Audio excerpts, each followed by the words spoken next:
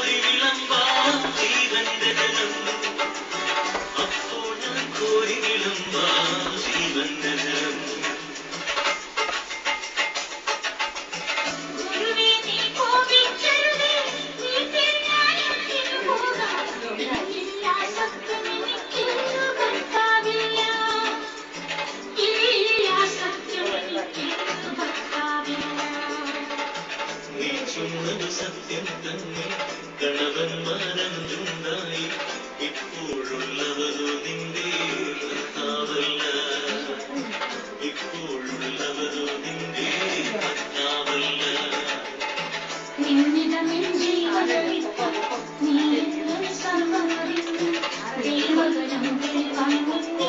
കാണുന്നു ഞാൻ ദൈവകരം ദൈവായി കാണുന്നു.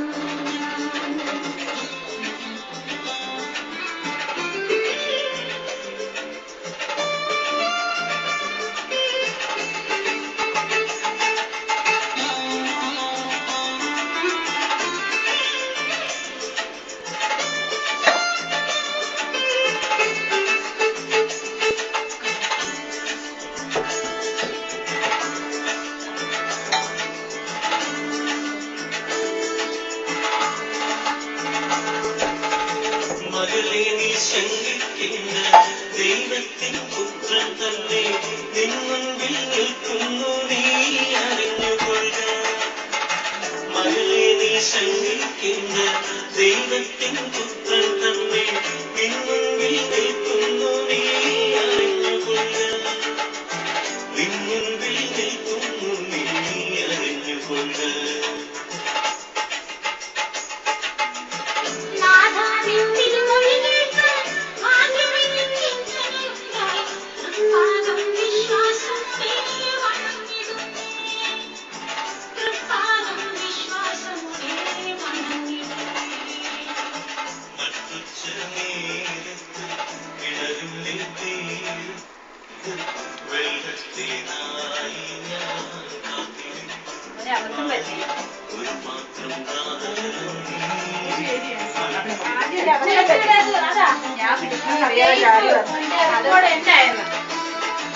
പഠിക്കു വെച്ച് പിന്നെ ഞാൻ ആ നിർത്തിയിട്ട് ചാടി ഇതേ പിടിച്ചു.